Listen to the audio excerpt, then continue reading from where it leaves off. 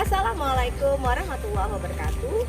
Berjumpa kembali dengan saya Wardatu Jana SPD, calon guru penggerak Angkatan 7 Kota Banjarmasin. Pada kesempatan kali ini, saya akan melakukan kegiatan wawancara dengan mewawancarai kepala sekolah untuk menunaikan tugas demonstrasi kontekstual modul 3.1 yang berkaitan dengan pengambilan keputusan berdasarkan nilai-nilai kebajikan sebagai pemimpin. Selamat menyaksikan.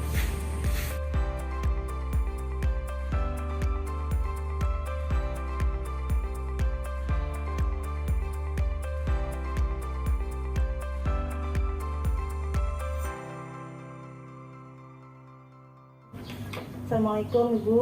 Waalaikumsalam. Gimana kabar Ibu hari ini? Alhamdulillah. Betul. Alhamdulillah sehat Bu. Oke. Ada apa nih?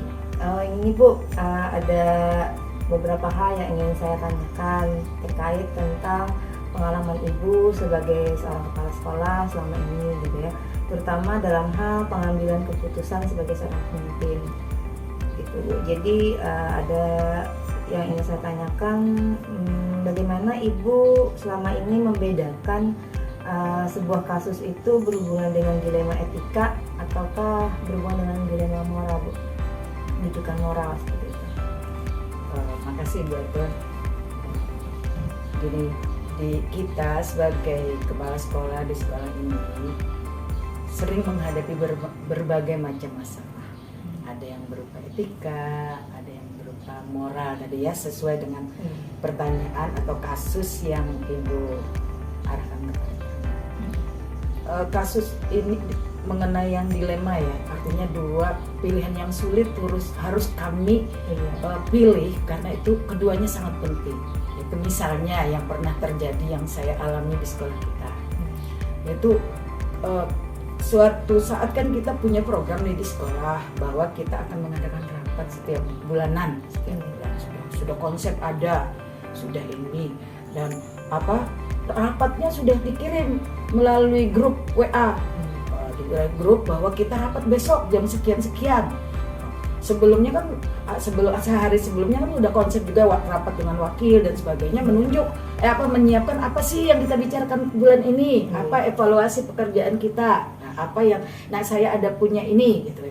Tiba-tiba sudah siap kita besok, tiba-tiba malam hari saya dapat undangan yaitu dari dinas, yaitu undangan insidentil. Nah, itu kan berarti berat dilema bagi saya, sedangkan saya sebagai pimpinan di sekolah ingin memimpin rapat di sekolah yang juga penting sekali karena penyampaian dengan guru-guru, apalagi misalnya mengenai disiplin atau pekerjaan yang dievaluasi beberapa waktu itu terjadi, harus bisa saya sebagai pimpinan, wakil-wakil kan mereka cuma bekerja membantu tapi tidak punya hak tanggung jawab untuk memberikan teguran dan sebagainya, sehingga ini dilema.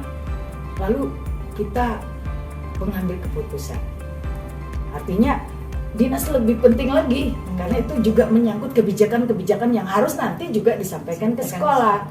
Akhirnya saya besok pagi, karena kebetulan kan waktu itu jamnya juga sudah bukan pagi juga, masih ada setengah waktu, saya panggil wakil-wakil yang biasa bekerja membantu sebagai manajer di sekolah. Saya sebagai manajer sudah membagi tugas, saya panggil, saya rapat kembali, lalu saya sampaikan hal itu, kemudian saya jelaskan dan saya berikan wewenang kepada mereka yang lebih banyak proporsinya apa yang akan disampaikan, tetapi saya tawarkan dulu mereka paham tidak untuk menyampaikan.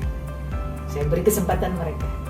Kalau mereka masih ini, saya tinggal yang hal penting itu. Di lain waktu saya akan mengadakan rapat. Nah, jadi inilah pemecahan masalah dilema yang ada di sekolah. Menarik sekali Bu ya. Lalu bagaimana nih Bu langkah-langkah atau prosedur yang seperti apa gitu yang biasa Ibu lakukan selama ini? Langkah-langkah Ibu dalam mengambil keputusan gitu. Tadi kan Ibu tadi menjelaskan, tapi dirangkum jadi satu. Jadi pertama kan penjelasan saya tadi mengadakan rapat, memanggil, berdialog gimana ini, lalu ditinggallah kalau mereka merasa tidak mampu atau tidak bisa untuk menyampaikan itu kalau bukan saya sebagai pimpinan, karena dengan adanya permasalahan tadi menyampaikan sehingga selesai itu ya yang tadi mereka tidak mampu ya nanti kita jadi diidentifikasi tadi permasalahannya ini dipanggil rapat terus ini langkah-langkahnya baru keputusannya. Di situ saya tetap berangkat ke dinas karena penting di sini mereka tetap menjalankan tugas, tetapi dengan catatan kalau ada hal-hal yang mereka sebagai pelaksana saja belum siap dan mampu untuk menyampaikannya karena itu wewenang kepala sekolah, dipending dulu, pada waktu yang akan datang akan diberikan kembali rapat, akan diadakan kembali rapat. Mungkin seperti itu. Terima kasih Ibu. Jadi hal-hal yang wewenang Ibu gitu diutarakan belakangan Bu ya, ya di lain kesempatan. Jadi karena kalau salah ini kan mereka tidak bisa bertanggung jawab. Lalu nih Bu, hal-hal apa saja yang selama ini Ibu anggap efektif dalam pengambilan keputusan pada kasus-kasus dilema etika? Jadi misalnya ada masalah yang berhubungan dengan hal yang benar dengan benar gitu, lalu menurut Ibu yang efektif itu yang dilakukan apa Bu? Kunci dari semua permasalahan itu adalah musyawarah, diskusi, dialog. Jadi tidak bisa, walaupun saya sebagai pimpinan nggak bisa saya memaksakan kehendak saya, karena saya di sini tidak akan bisa bekerja sendiri tanpa ada dukungan dari teman-teman Wakasek, guru-guru, murid pun perlu diberi penghargaan untuk memberikan masukan kalau masalah itu sangat pelik. Nah, kemudian yang utama kalau itu menyangkut ke siswa, kita tetap bekerja sama dengan orang tua murid dan komite sekolah. Jadi musyawarah, artinya saling menghargai, minta pendapat, minta saran dan sebagainya. Baik, jadi dengan bermusyawarah Bu ya, lalu menurut Ibu hal-hal apa saja yang selama ini merupakan tantangan dalam pengambilan keputusan? Jadi pada kasus-kasus dilema etika itu Bu, jadi tantangannya itu apa? Nah, disinilah yang sering ya kami sebagai pimpinan, terutama saya pribadi, dilemanya adalah perasaan, main rasa. Jadi mau memutuskan begini, mau memutuskan anak, misalnya guru, seperti kehadiran dan sebagainya. Contoh dapat sertifikasi itu kan ada aturan nih bahwa harus 24 jam dalam seminggu. Nah, tiba-tiba ada sakit gurunya. Kalau 1 hari aja dipotong. Dan pemotongan yang pernah terjadi, yang saya pernah dengar alami, itu adalah pemotongan cuman 3 hari nggak hadir karena sakit, dianggap nggak hadir, diberi pemotongan sertifikasinya itu 1 bulan, kan itu satu ketidakadilan. Nah, saya sekarang merasakan sebagai pimpinan, merasakan gimana kalau saya laporkan seperti itu, manusiawi nggak? Nah, ini untuk ke karyawan dan sebagainya. Kemudian untuk siswa, apalagi kita banyak aturan segala macam sekarang. Kita kalau mendalami siswa, karena saya juga pengalaman lama jadi guru, jadi wakasi kesiswaan dan sebagainya, sering menghadapi seperti itu, bahwa anak-anak itu setelah kita panggil, kita teliti, banyak kasus masalah di rumah juga. Nah, hati nurani kita ini, padahal anak ini malas, berhentikan, enak, oh ya berhentikan, teman-teman di sekolah, udah Bu, udah nggak bisa, ini sudah sering di ini, tapi inilah. Nah, disinilah yang dilema sekali bagi saya sebagai pimpinan, bahwa perasaan itulah yang paling paling kurang enak ya. Jadi harus nggak terbawa emosi. Ya perasaan itu yang nggak bisa ditutupi. Akhirnya nggak bijaksana, nggak tegas. Nah, tapi satu sisi orang tidak mengerti sebagai seorang pimpinan. Banyak hal gitu ya. Baik Bu. Lalu dalam penyelesaian kasus dilema etika, apakah Ibu biasanya langsung menyelesaikan saat itu juga, atau Ibu ada memiliki jadwal tertentu misalnya? Kalau sebenarnya sih kita harus berdoa ya. kalau yang menanya ada seorang pimpinan hanya catatan-catatan, berarti itu terjadwal sesuai dengan kasus apa, terutama pegawai. Kalau pegawai kan nggak, kecuali kasusnya urgent sekali, yang harus mendesak dengan berdasarkan data-data, informasi dan sebagainya yang harus segera diselesaikan, ya mau tidak mau di luar jadwal. Tetapi kalau menurut aturan yang ada, seorang pimpinan itu harus mempunyai jadwal. Artinya dia punya dia ada tahapannya, mulai teguran sampai surat dan sebagainya. Nanti yang ditindaklanjuti lebih keras mungkin dengan teguran apa dan dilaporkan ke dinas. Tetapi saya sebagai pimpinan ya ini tadi sering dikatakan tidak tegas, tidak apa, perasaan manusiawi, merasakan gimana, kita tahu apa, makanya sering dipanggil kapan ada waktu, walaupun itu terjadwalnya ya tidak tentu. Tapi suatu saat ada problem yang mana lebih utama itu untuk karyawannya. Nah kalau siswa itu juga tergantung. Kalau masalahnya sangat pelik dan harus segera diselesaikan, mau tidak mau harus selesai hari itu. Karena kalau berlarut-larut akan terjadi hal yang tidak enak. Mungkin misalnya seperti tawuran, perkelahian anak yang saling serang sama sekolah. Kalau itu tidak segera ditindaklanjuti akan berkelanjutan. Misalnya terus viral, seperti dapat foto satu anak misalnya gini. Nah ini harus segera diselesaikan karena kalau viral ini kan semua orang akan baca. Supaya kita bisa mengklarifikasi dengan orang-orang yang berkepentingan untuk mengetahui nanti. Mungkin kalau sampai pihak-pihak yang berkaitan dengan kita menanyakan kita sudah siap dan sudah ada tindakan-tindakan. Walaupun di belakangnya tadi apapun yang terjadi kita harus siap sebagai seorang pimpinan yang bertanggung jawab atas apa yang ada di sekolah. Lalu nih Bu, jadi Bu ada juga ya Bu ya terjadwal seperti itu. Tapi kalau yang hal-hal yang urgent itu langsung ditindaklanjuti saat itu juga. Oke. Lalu ada nggak Bu orang ataupun faktor-faktor yang selama ini mempermudah atau membantu Ibu dalam pengambilan keputusan dalam kasus-kasus dilema etika? Jelas dong Bu Atun, ada. Kalau nggak ada kan masa saya sendiri berpikir. Karena selama ini kan sekarang kepala sekolah itu kan tidak lagi masuk kelas mengajar, tetapi manajer. Nah, manajer itu kan artinya bukan manajer duduk manis aja atau tunjuk-tunjuk, enggak, tetapi manajer udah membagi tugas-tugas yang bisa membantu meringankan tugasnya. Nah, dengan bantuan itu seperti Wakasek, ya kan, dengan guru-guru, dan tidak bisa dikesampingkan juga guru-guru. Segala keputusan saya tidak akan bisa bertindak tanpa ada masukan juga.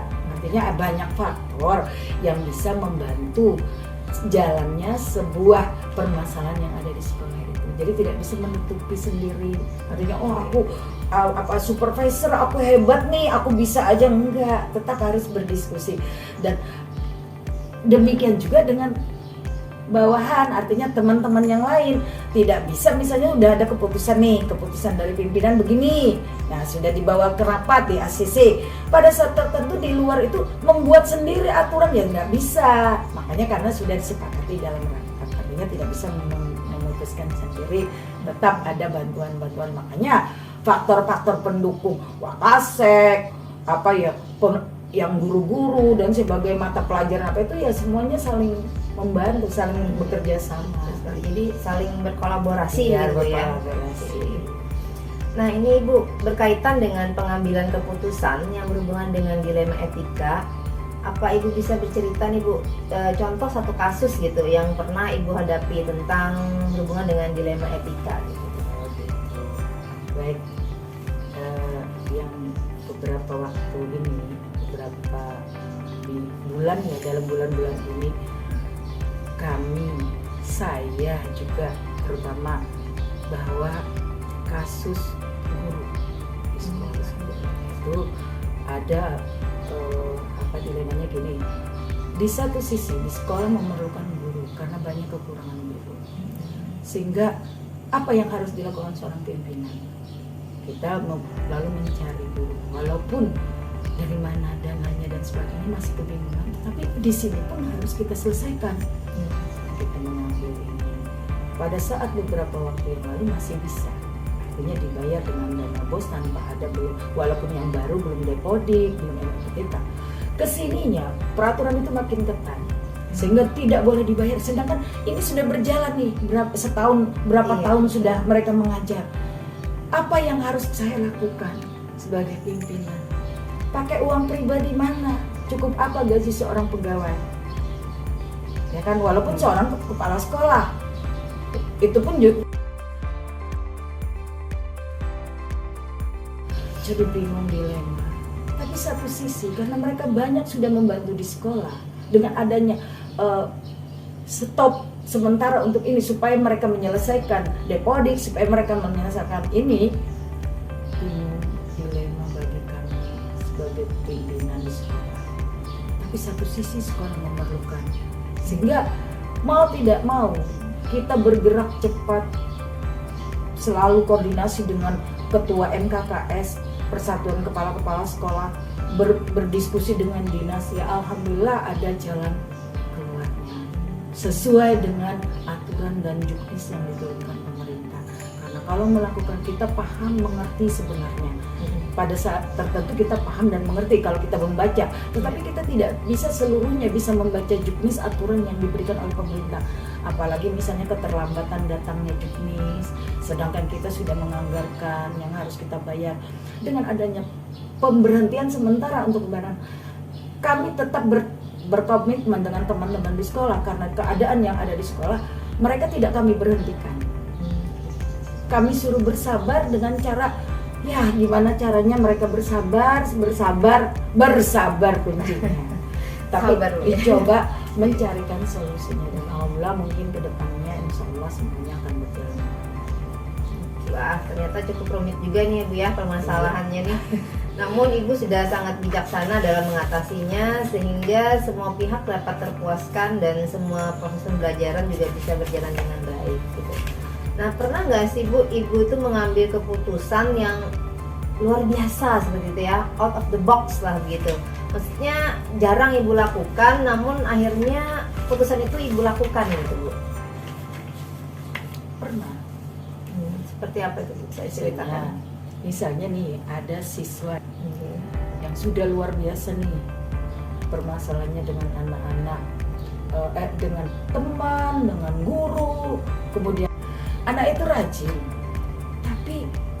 sekolah, tapi di sekolah dia anaknya suka iseng, suka usil, sehingga anak teman-temannya semuanya nggak suka, merasa terganggu. Guru pun seperti itu, dan kata-katanya kurang santun, artinya tadi etikanya tidak ada.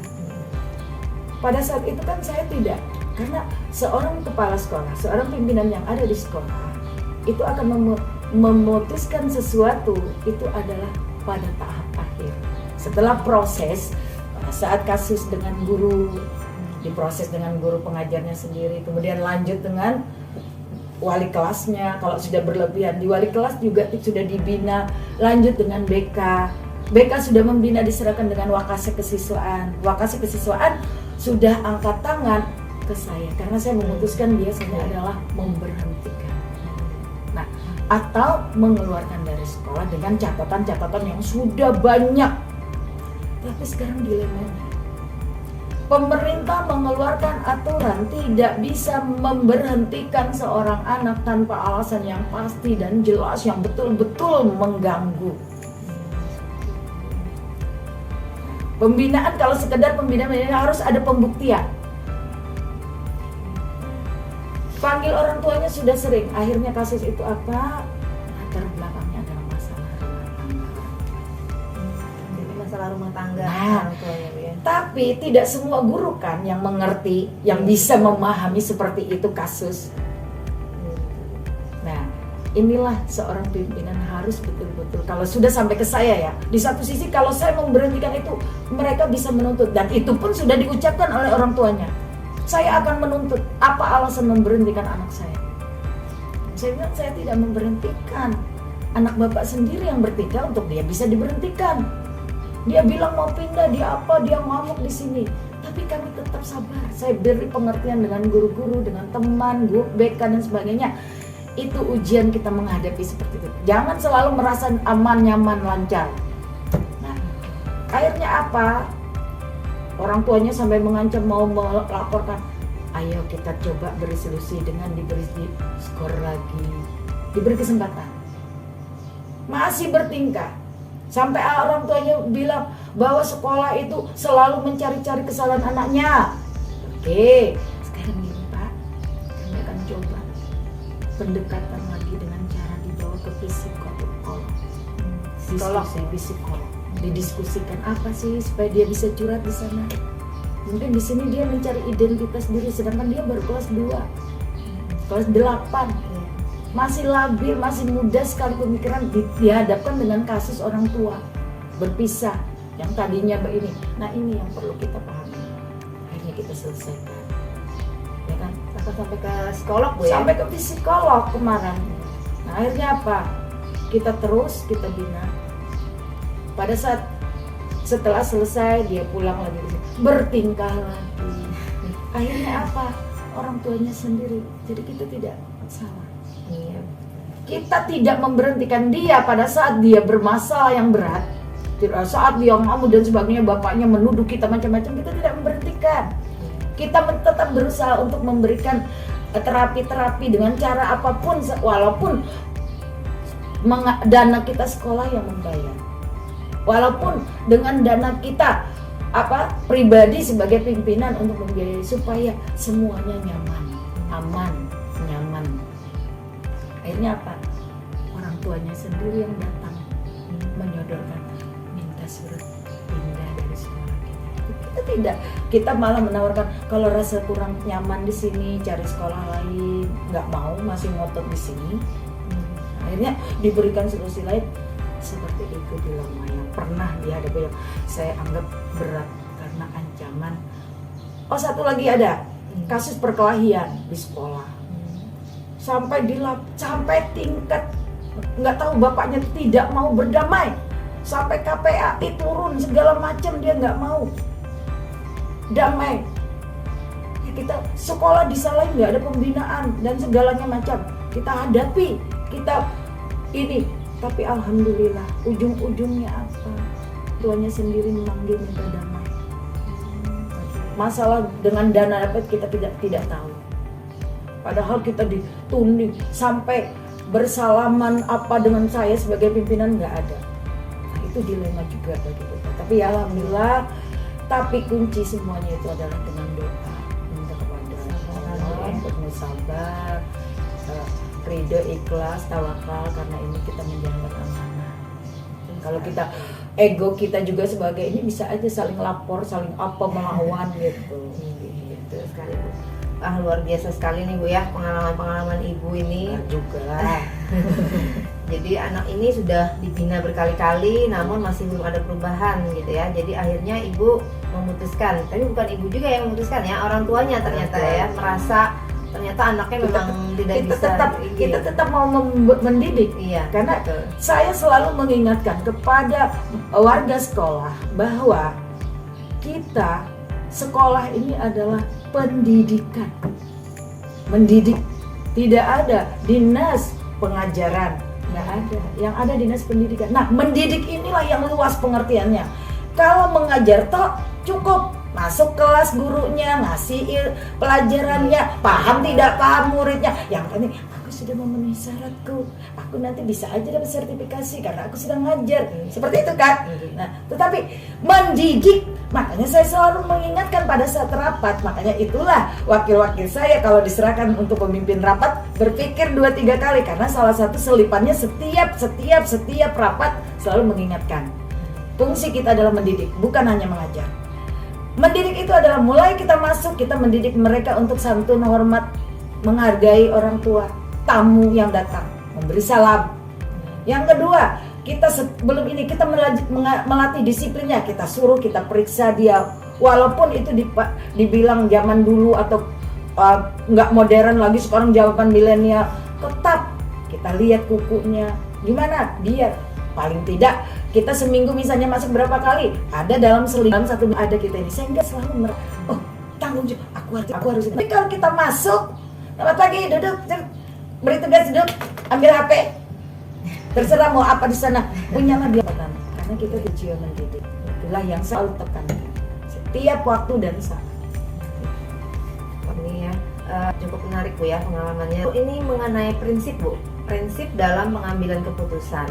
Itu kan dalam prinsip itu ada yang berbasis hasil akhir, berbasis peraturan, dan juga berbasis rasa peduli.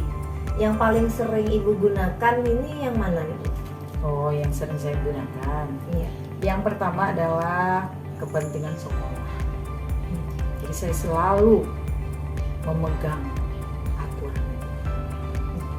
Saya datang ke sini diberi amanah, diberi tugas untuk memegang salah satu sekolah. Bukan menganggap sekolah, oh di situ nggak bagus harus enggak. Artinya yang sudah ada, yang sudah bagus saya lanjutkan. Yang belum ada saya masukkan. Yang tidak bagus kita singkirkan. Nah, sehingga kenapa? Kalau saya bertindak gabah, kepentingan saya seorang pimpinan, saya harus begini, saya kan hebat nih, saya lebih tinggi dari kalian. Apa yang betul? Sedangkan saya tidak bisa bekerja sendiri. Harus ada yang mendukung saya. Kalau saya mau mengambil keputusan sendiri, hancurlah sekolah ini. Mereka tidak mau bekerja mendukung saya. Anak-anak tidak mau mendengar lagi apa yang disampaikan. Nah, jadi saya tetap berpegang dengan kepentingan sekolah. Yang kedua, di atas kepentingan sekolah kan ada aturan nih. Nah, aturan itu juga selalu setiap saat diingatkan dengan anak-anak. Bahwa mereka harus seperti ini. Diingatkan dengan guru-guru seperti tadi di awal ada saya ceritakan. Bahwa setiap rapat saya selalu mengingatkan, kita ini pendidik, kita ini jangan cuek dengan anak, apalagi masa sekarang dengan canggihnya teknologi, dengan Android dan sebagainya mereka. Wah, kalau kita tidak memperhatikan, kita bebaskanlah mereka, karena kita wajib sekarang anak-anak bawa HP, karena pekerjaan mereka melalui itu. Guru pun harus bisa, mau tidak ada kata saya tidak bisa, saya udah tua. Sekarang tidak ada lagi kata seperti itu. Nah, jadi seperti itu. Jadi yang pertama kepentingan sekolah yang saya utamakan dulu. Kenapa saya berkutat seperti itu? Dan karena ada aturan dari pimpinan yang harus dijalankan. Yang kedua, di sekolah kan sudah ada aturan-aturan yang itu selalu harus dipahami, dijalankan, ditaati oleh siswa supaya sekolah itu aman, nyaman, tentram. Karena sekolah tempat juga selain menimba ilmu adalah tempat dia refreshing. Karena mungkin di rumah sumpek dengan suasana rumahnya, dengan suasana keluarganya. Dia datang ke sekolah kan menjadi diri teman.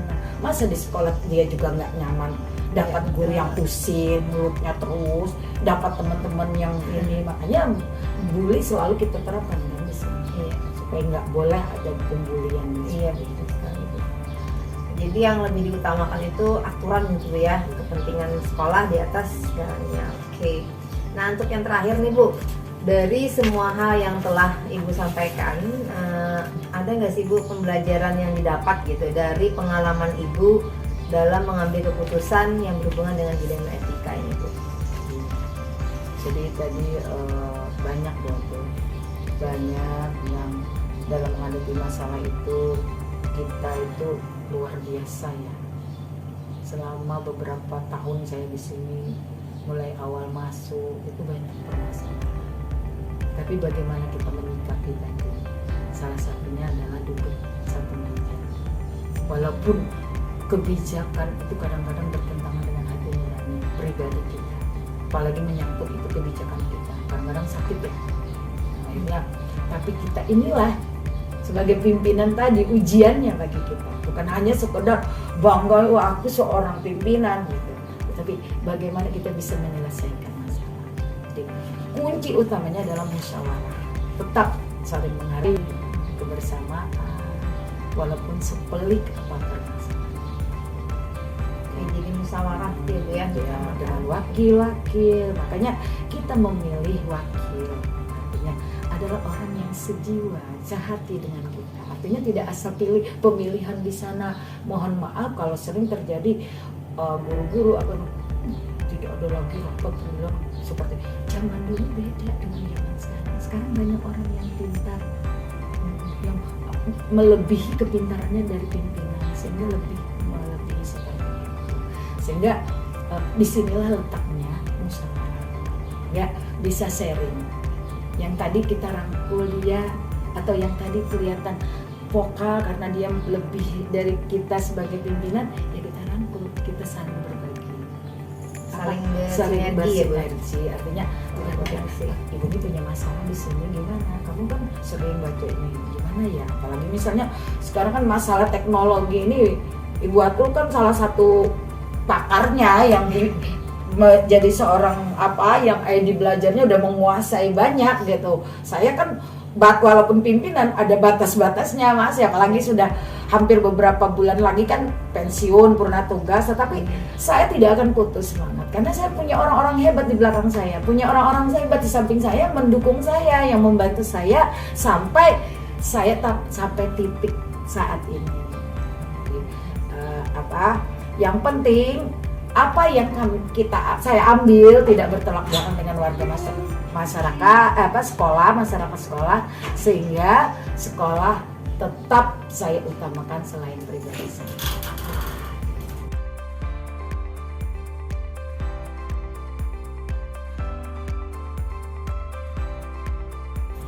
Oke, baik Ibu, terima kasih banyak nih Bu atas waktunya hari ini. Jadi saya banyak belajar tentang pengalaman Ibu, bagaimana mengambil keputusan dalam kasus yang berhubungan dengan dilema etika. Oke, selamat beraktivitas Ibu. Terima kasih banyak. Terima kasih Bu Atul, semoga sukses, lulus segera, menjadi guru penggerak dan bisa menjadi kepala sekolah seperti kami. Amin. Terima kasih Bu. Saya juga masih perlu bimbingan dari Ibu.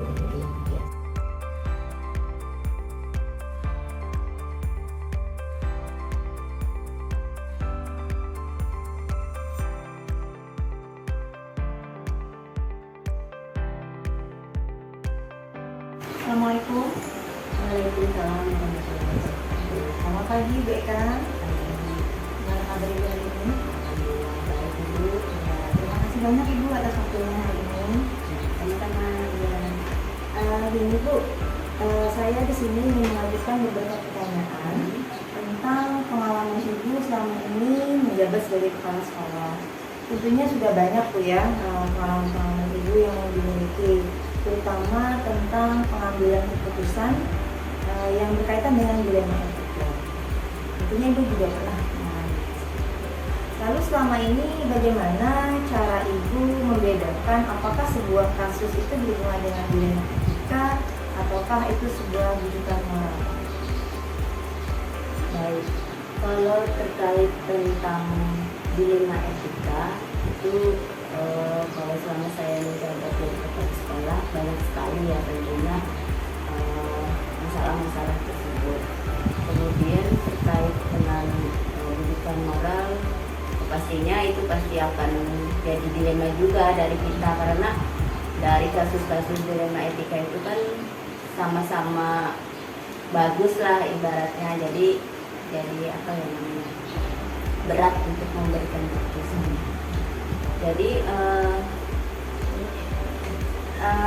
bagaimana membedakannya gitu? bagaimana membedakannya, kita sering berkonsultasi juga bersama teman-teman, sehingga ketika kita mengambil keputusan ini bagus nggak sih, itu yang pertama dulu. Jadi teman-teman yang ada di sekolah yang saya anggap itu dia lebih senior dari saya dan punya pengalaman yang lebih, sebagai rekan kerja juga dianggap di sekolah, walaupun saya juga kepala sekolah, tapi pastinya kan ada guru yang lebih senior yang punya pengalaman lebih, jadi di situ saya bisa berkonsultasi dan sebagainya.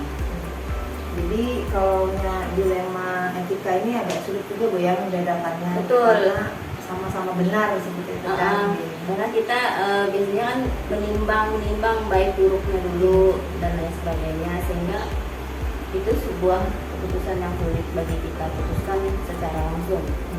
Pasti kita harus konsultasi dulu, paling tidak kan dengan rekan kerja yang ada di sekolah. Kalau itu masalahnya lebih berat, mungkin bisa kita konsultasi ke bagian yang lebih tinggi, kayak pengawas. Kasih Bu. Oke, lalu selama ini bagaimana Ibu menjalankan pengambilan keputusan di sekolah, Bu? Terutama untuk kasus-kasus di mana ada dua kepentingan yang sama-sama benar, gitu, sama-sama mengandung nilai kebajikan. kalau saya menjalankannya itu dalam pengambilan keputusan ya Bu ya. Jadi pertama saya pastinya akan menimbang dulu resiko apa yang akan didapat ketika kita mengambil sebuah keputusan. Setelah itu kita juga akan melihat SOP-nya sekolah kita. Apakah ini kalau kita jalankan keputusan ini sesuai dengan SOP sekolah dan peraturan yang berlaku di sekolah. Kalau itu memang bertentangan tapi kita masih bisa melihat kebaikan dan lain sebagainya, kita akan lihat lagi pertimbangan lain. Kemudian selebihnya itu pastinya kita juga konsultasi ke pihak yang lebih tinggi lagi daripada kita, sehingga kalau kita mengambil keputusan itu kita tidak tidak disalahkan nantinya, walaupun kita sebenarnya kan ini benar nih, tapi di salah satu pihak kekurangannya ada. Terus ketika kita ambil sebuah keputusan yang lain, yang opsi lain, dia juga punya kekurangan dan kelebihan. Jadi kita harus benar-benar memikirkan resikonya apa, kemudian sesuaikan dengan SOP kita dan sesuaikan dengan peraturan yang berlaku di sekolah dan kependidikan. Kemudian kalau kita masih memang berat, kita perlu konsultasi. Ya, intinya seperti itu. Terima kasih. Lalu nih langkah-langkah atau prosedur yang biasanya Ibu lakukan selama ini apa ya Bu? Langkah-langkah dalam mengambil keputusan tadi mungkin sudah tersirat ya, sudah Ibu katakan menimbang resikonya dulu, lalu lihat SOP-nya. Tapi bisa disebutkan lagi nggak Bu langkah-langkahnya secara ini? Yang melihat resiko tadi, kita kan pasti bisa ada satu masalah nih, kita analisis masalahnya terkait apa misalnya. Setelah dianalisis situasinya itu, kita menentukan siapa saja yang terlibat di dalamnya. Kalau nanti suatu keputusan A misalnya kita ambil, siapa aja nih yang akan terdampak dan yang dapat keuntungan siapa gitu kan ya. Kemudian kita juga akan mengumpulkan fakta-fakta apa sih yang bisa membenarkan keputusan kita. Selanjutnya kayak semacam kita menyelesaikan ujian itu kan ada analisis benar salah juga ya. Jadi kalau kita ngambil A, ini benar atau salah, kita ambil gitu ya. Kemudian pengujian paradigmanya itu benar atau benar. Kemudian ada juga benar dan salah. Jadi semacam kalau dilema ITK itu kan benar dengan benar ya. Kalau yang moral tadi kan itu benar dan salah. Jadi di situ kita harus betul-betul ada pertimbangan yang matang. Nah, jadi itu yang biasa saya lakukan sebelum kita mengambil keputusan. Menganalisis tuh ya, siapa yang terlibat, kalau mengumpulkan fakta-fakta, lalu Ibu menganalisis lagi. Nah, terus setelah itu apakah Ibu biasanya melakukan refleksi setelah Ibu mengambil suatu keputusan? Pastinya. Jadi setelah diambil keputusan, kita kan pasti akan melihat dulu apa sih efek yang terjadi setelah kita mengambil keputusan itu. Kalau efek itu misalnya merugikan, mungkin bisa kembali ke keputusan yang lain. Misalnya kita menghentikan suatu program, di mana program itu bermanfaat saat ini. Tapi ketika kita menghentikan suatu program itu kan pasti ada dampaknya di sekolah, dan kita tidak bisa langsung membuat keputusan pada saat itu. Jadi ketika program itu dilihat bagus aja nih programnya, kemudian ketika dihentikan ada kan rasa ternyata kalau dihentikan seperti ini, bagaimana kalau kita lanjutkan lagi misalnya. Jadi bisa kembali ke keputusan yang lain gitu. Nah ini Bu, terkait nih dengan keputusan yang sudah Ibu lakukan itu ya, lalu hal-hal apa saja yang selama ini Ibu anggap efektif gitu dalam pengambilan keputusan pada kasus-kasus di lingkungan etika?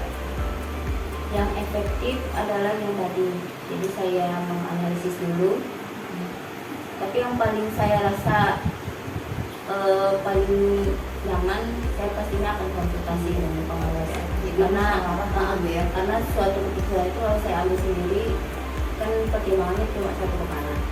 Kemudian kalau saya ambil dengan rekan kerja, kemungkinan mereka juga akan pasti nurut dengan kepala sekolahnya. Apapun keputusan kepala sekolah kita ikut gitu kan. Tidak ada pandangan yang nanti kamu kalau itu diambil maka ini, biasanya kan itu akan diberikan oleh pengawas. Jadi itu memberikan pandangan yang lebih lah kalau kita mau mengambil sebuah keputusan. Jadi menurut Ibu yang efektif itu adalah analisis, kemudian juga konsultasi gitu ya, bermusyawarah, berkolaborasi gitu ya dengan pengawas salah satunya. Lalu hal-hal yang selama ini merupakan tantangan dalam pengambilan keputusan menurut Ibu apa saja? Efek dampaknya yang pasti tantangannya. Misal ya, saya punya satu guru itu baik, dia berperilaku baik, jadi idola anak-anak, tapi statusnya adalah guru honor. Sedangkan di sekolah itu untuk guru honor kayaknya udah full. Artinya guru honor yang dia kerjanya bagus, tapi dia tidak bisa dimasukkan secara keseluruhan di sekolah. Sedangkan di salah satu sisi guru PNS atau ASN yang ada di sekolah itu kinerjanya tidak baik. Nah, sehingga saya kan pasti condong ke guru honor untuk misalnya yang saya bisa andalkan untuk satu kegiatan dan sebagainya. Sedangkan guru yang PNS itu, mohon maaf, dia malas, dia tidak kreatif. Tapi kita tidak bisa langsung mengeluarkan dia dengan semudah memberikan tangan kan. Sedangkan guru honor tersebut dia juga akan menuntut statusnya. Dia tidak mau selamanya jadi guru honor. Jadi ketika suatu saat dia ingin keluar dari sekolah, ke sekolah yang menerimanya dengan janji yang lebih baik, saya tidak bisa juga menahan. Jadi itu sebuah keputusan yang berat. Sedangkan guru PNS, dia statusnya PNS tapi perilaku kerjanya kurang baik misalnya, tidak kreatif dan tidak sesuai dengan keinginan kita. Sedangkan yang guru honor itu semuanya dia miliki, kreativitasnya, kebisaannya bisa kita andalkan. Jadi lebih ke perasaan Bu ya, agak rasa enak juga gitu ya. Bukan hanya perasaan Bu, tapi secara SOP guru honor itu memiliki segalanya. Dia melakukan pekerjaan sesuai dengan SOP. Sedangkan guru PNS biasanya kan kalau sudah PNS disuka hati lah, apalagi PNS sudah senior, wah itu sangat tidak menyenangkan sekali. Kita menegur salah, kita tidak tegur juga salah. Jadi itu lumayan Ya, tantangannya. itu tantangan bagi saya. Lalu apakah selama ini dalam menyelesaikan masalah-masalah itu Ibu memiliki jadwal tersendiri Bu? Atau bentuk prosedur seperti apa yang biasanya dijalankan dalam menyelesaikan masalah itu? Kalau jadwal biasanya tidak ada saya jadwalkan, tapi ketika ada suatu masalah, otomatis saya akan langsung melakukan tindakan. Contoh tindakan pertama yang saya lakukan adalah konsultasi ke pengawas. Sebelum itu kan sudah saya lakukan analisa dan lain sebagainya, sehingga saya punya bahan untuk dibawa ke pengawas. Ketika pengawas tidak bisa mengatasinya, maka kita akan ke tingkat yang lebih lanjut, yaitu ke bagian dinas misalnya, tapi dengan rujukan dari pengawas. Nah, jadi kalau mau melakukan penjadwalan dan lain sebagainya tidak ada.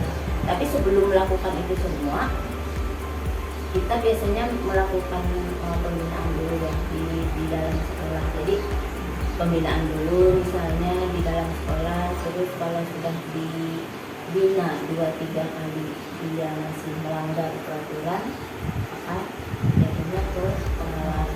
Setelah ke pengawas baru ke dinas. Jadi tidak ada jadwal khusus gitu ya. Nah, lalu ini ada nggak orang atau faktor-faktor apa yang selama ini mempermudah atau membantu Ibu dalam pengambilan keputusan dalam kasus-kasus di dunia kita ini? Selama ini kalau membantu secara tuntas kayaknya belum, tapi secara moral teringankan. Artinya ketika kita ada masalah, kita konsul dengan pengawas, pengawas tahu, kita konsul ke dinas tahu, artinya beban kita berkurang. Tapi kenyataan yang ada, mohon maaf, itu tidak terselesaikan. Kenapa jadi tidak terselesaikan? Saya punya satu kasus ketika saya tidak puas dengan hasil kerja seorang guru. Kemudian saya kan pasti konsultasi, sudah melakukan pembinaan beberapa kali. Saya konsultasi ke pengawas. Pengawas konsultasi lagi ke koordinator pengawasan kemudian. Nah, kemudian di situ ada sebuah statement di mana mereka itu saya mau apa ya namanya? Udah anggap aja si guru itu tidak ada gitu kan ya. Kayak mau ngambil, biarkan aja sudah, jangan diambil pusing karena itu satu masalah aja, banyak lagi masalah yang lain yang harus diselesaikan. Tapi bagi saya masalah yang satu itu yang ngedumanya di kepala itu kan, pasti ini lagi. Walaupun itu pasti tertutupi masalah-masalah yang lain itu seperti kertas terbang aja, tapi kalau sudah dampaknya masalah beliau udah terasa berat banget Bu. Jadi ketika saya koordinasi seperti itu, yaitu tadi jawabannya tidak memuaskan. Kemudian saya koordinasi lagi ke dinas, jawaban dinas ketika itu dipindah ya, dulunya dimutasi, sudah keluar SK mutasinya, tapi si guru menolak. Nah ketika guru menolak, dinas kembali merujuk ke saya untuk menerima lagi. Kok begini prosedurnya? Harusnya kan saya sudah melakukan ini dengan ini dan lain sebagainya. Entah karena apa, ada faktor-faktor lain sehingga membuat dinas itu kembali ke keputusan buat tidak jadi mutasi. Nah di situ saya tidak merasa puas. Koordinasi yang ada birokrasinya lah yang tidak sesuai dengan itu ya.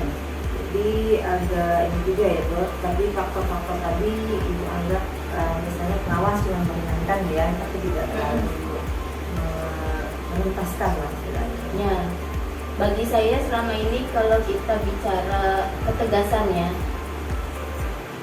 tidak ada ketegasan di dalam suatu birokrasi yang dimana itu masih dimiliki oleh PNS. Lain beda sama halnya misal guru itu dia honorer, kita punya ketegasan untuk memberhentikan itu dengan mudah kita memberhentikan karena dia kaitannya dengan kita saja. Tapi kalau dia itu PNS prosedurnya agak sulit. Dan selama ini kasus-kasus yang saya dapat itu berkaitan dengan PNS, bukan yang guru honor. Guru honor malah lebih baik kerjanya daripada guru PNS. Mohon maaf saya tidak mau membicarakan perbandingan, tapi tidak semua guru PNS seperti itu, tapi adalah dan semua sekolah pasti memiliki orang-orang yang seperti itu. Mungkin di tempat kami juga ada seperti itu ya. Jadi ada ini ya, kadang yang honorer ini lebih semangat, lebih rajin ya. Bahkan pekerjaannya tidak sebanding lah dengan honornya. Ya, kadang pengawasan ya. Oke, terima kasih Bu. Lalu begini Bu, ada nggak nih contoh kasus gitu yang bisa Ibu ceritakan pada saya yang pernah Ibu hadapi yang terkait dengan bidang etika ini? Kalau contoh dilema etika yang guru honorer itu tadi, dia mau pindah ke sekolah, dia mau mengajar P3K, sedangkan guru kelas di tempat kami itu sudah penuh. Tapi berat hatinya guru itu bagus pengajarnya dan lain sebagainya, dan dianggap jadi andalan lah di sekolah ya kan. Ketika beliau mengajukan mau pindah, itu berat. Tapi kalau saya menahan, saya tidak bisa menjanjikan dia P3K di sekolah saya. Dengan berat hati saya izinkan dia pindah ke sekolah lain yang memang punya potensi untuk jadi guru kelas dan ikut P3K. Karena itu kan kelangsungan karirnya juga ya Bu ya. Iya. Kalau dia ditahan, padahal dia bagus, dia ngajarnya dan sebagainya, ditahan misalnya di sekolah, saya nggak bisa janjikan apa-apa, hanya bisa menjanjikan dia bisa bertahan di sekolah dengan gaji honorer.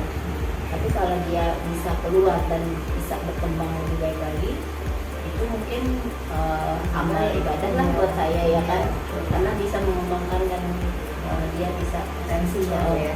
dia bisa mengembangkan karirnya lebih baik lagi.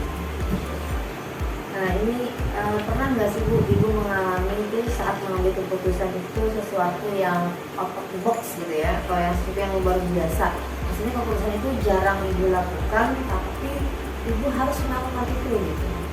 Satu kejadian atau satu keputusan Selama ini enggak.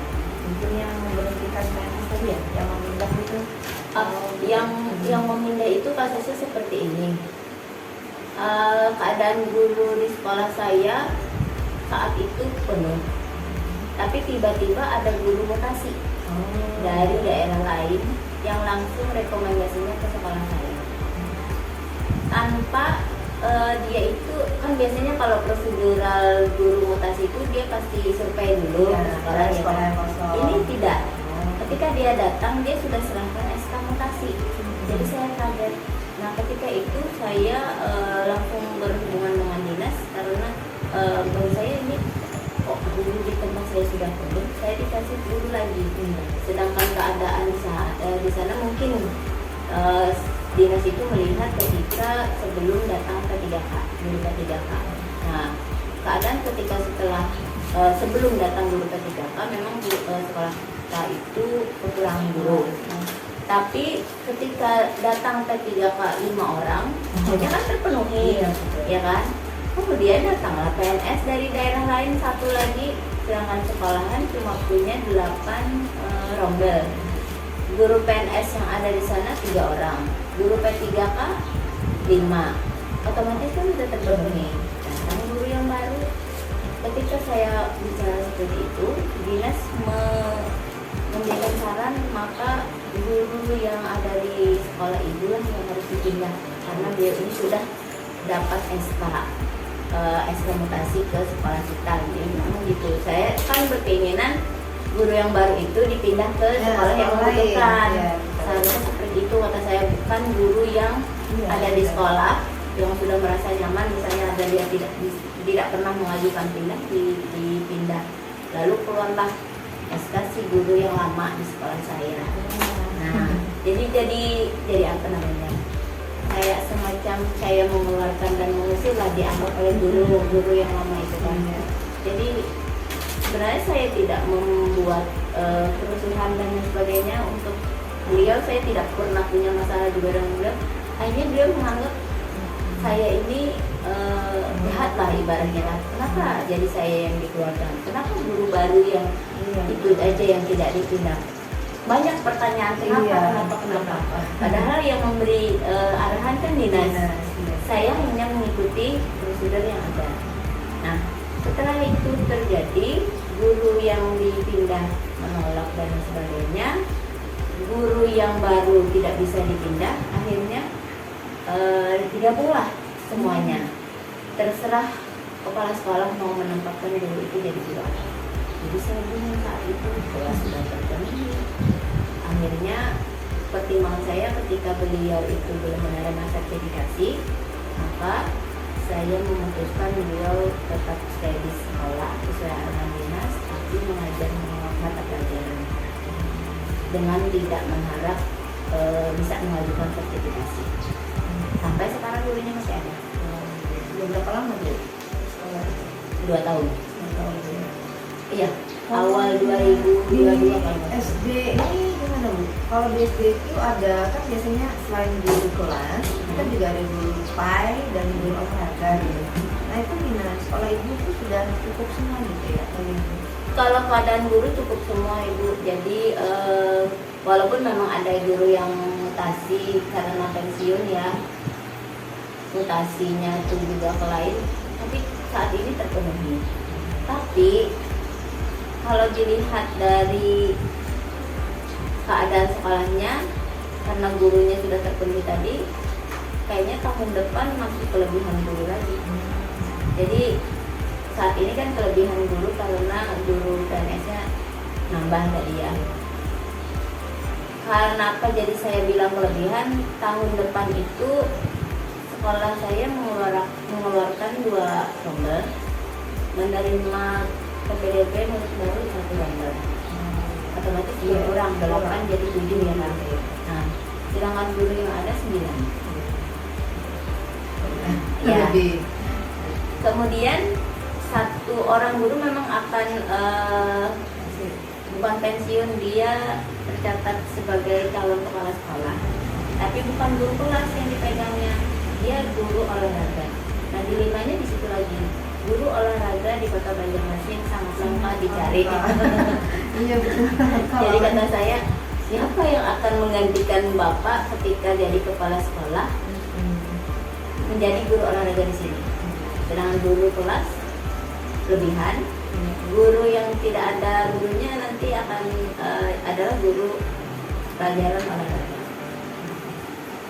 Guru PAI ini sudah ada. Guru PAI ada dari P3K. Jadi rata-rata P3K yang ada di situ. Lulus dari sekolah itu berlima, yang guru PAI baru lulus tahun ini, yang guru honor Bosda yang P3K dari sekolah itu ada 4 orang, dari luar 1.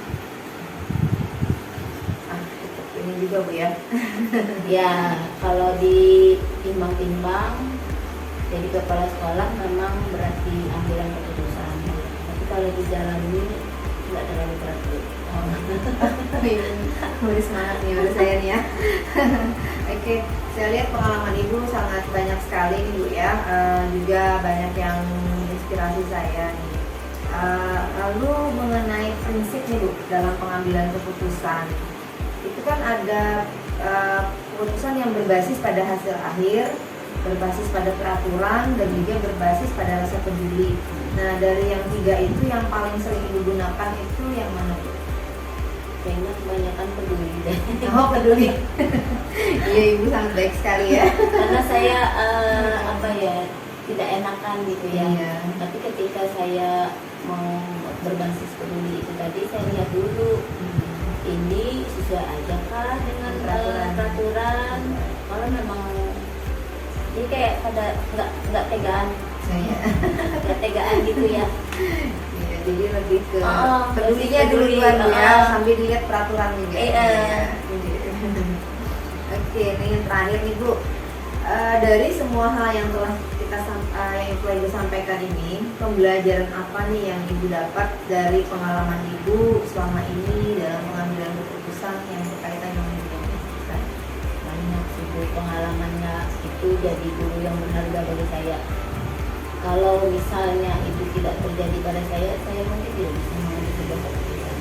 Jadi nanti ketika dapat masalah seperti itu, saya tidak bingung lagi. Oh, ini pernah nih prosedurnya begini, cara penyelesaiannya begini. Jadi pengambilan keputusannya untuk yang next akan datang mungkin akan lebih cepat daripada ketika saya pertama kali merasakan masalah itu. Lalu contoh misalnya, seandainya saya jadi guru aja, saya mestinya kan yang masalah-masalahnya cuma kepada siswa dan orang tua. Ketika saya merasa jadi kepala sekolah, otomatis bertambah, tidak hanya ke siswa dan orang tua, tapi nambah lagi ke guru. Nah, beda lagi nanti kalau misal saya nak jenjang lagi ke pengawas, artinya kan masalahnya beberapa sekolah lagi. Jadi mungkin dari pengalaman-pengalaman itu akan jadi bahan untuk saya ke depannya. Jadi pengalaman itu sangat berarti Bu ya. Jadi patokan nanti untuk jika menghadapi masalah yang sama, Ibu akan lebih cepat karena sudah pernah mengalaminya. Oke, sarannya Ibu untuk yang calon-calon kepala sekolahnya apa sih? Ada tips-tipsnya gitu dalam calon kepala sekolah? Kebanyakan yang saya temui calon kepala sekolah itu tidak berani ditempatkan di satu sekolah yang rata-rata nih. Misal dia tahu, oh di situ ada si A agak sulit orangnya, di situ ada si B yang agak nggak bisa diajak kompromi dan sebagainya. Ketika misal nih kita rekomendasikan dia di situ, dia akan menolak. Saya pun mungkin ketika pertama kali mau ditanya mau sekolah di mana, pasti akan menolak. Tapi ketika kita terjun ke sekolah yang kita tidak memilih, akhirnya kita kan punya pengalaman tuh.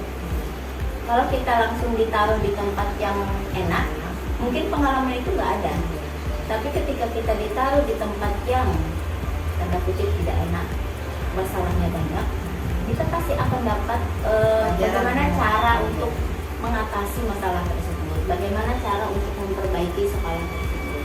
Jadi sekarang saya punya penilaian, alhamdulillah saya ditaruh di tempat atau di sekolah yang masalahnya banyak, ya. Jadi dari masalah saya itu, ini nih sekolahnya buruk misalnya, atau yang perlu direnovasi, ketika kita mengajukan renovasi ke dinas kita tidak disetujui dan sebagainya, kita pasti mutar otak lagi nih untuk gimana sih supaya sekolahan kita terlihat lebih baik. Artinya kita punya solusi, tidak hanya mengharapkan dari bantuan dinas saja, tapi kita mengantisipasi dengan solusi lain, misalnya dengan bantuan dari komite, kita musyawarahkan ini masalahnya ini, otomatis kan dari komite sekolah akan memberikan dukungan dengan memberikan misalnya kita urunan aja misalnya untuk halaman yang becek misalnya atau dan sebagainya, jadi masalah-masalah kecil bisa diatasi. Tapi kalau untuk masalah bangunan itu biasanya tidak bisa langsung diatasi karena kaitannya dengan dinas. Kita memperbaiki sendiri terlalu berat, biayanya nggak ada. Kalau kita perbaiki secara ringan, biasanya kan terbatas juga dari penggunaan dana bos. Karena di SD itu sumber keuangannya hanya di dana bos. Jadi bagi saya untuk kepala sekolah yang baru, yang memang pengalamannya siap mental. Jadi Jangan takut lah ya. nggak ada Pilih sekolah ya, nggak ada yang Oh, usah. iya. Jadi kalau ditempatkan di sekolah yang memang punya masalah banyak, itu malah lebih bagus daripada langsung di sekolah yang mental juga ya. di sekolah yang bagus. Gak ada masalahnya. Menurut saya lebih berat mempertahankan ya. Kalau Iya, sekolah betul. bagus itu kan dia Iya, sudah prestasinya sudah Oh, bagus. iya, Jadi betul. kita di mana lagi mau memperbaiki? Beda dengan sekolah yang Biasa kurang aja, bagus, ya. biasa aja. Kita kalau kita kerja ada hasil kan, malah ya. kelihatan. Ini loh hasil kerja kita, ini loh hasil upaya kita untuk memajukan sekolah. Menarik sekali nih ya perbincangan kita. Baik Bu, terima kasih banyak nih atas waktunya hari ini. Saya banyak belajar dari Ibu mengenai bagaimana mengambil keputusan dalam kasus yang berhubungan dengan nilai pendidikan. Terima kasih banyak Bu. Sama-sama, Selamat Ibu. aktivitas kembali. Semoga sukses. Amin. Terima kasih.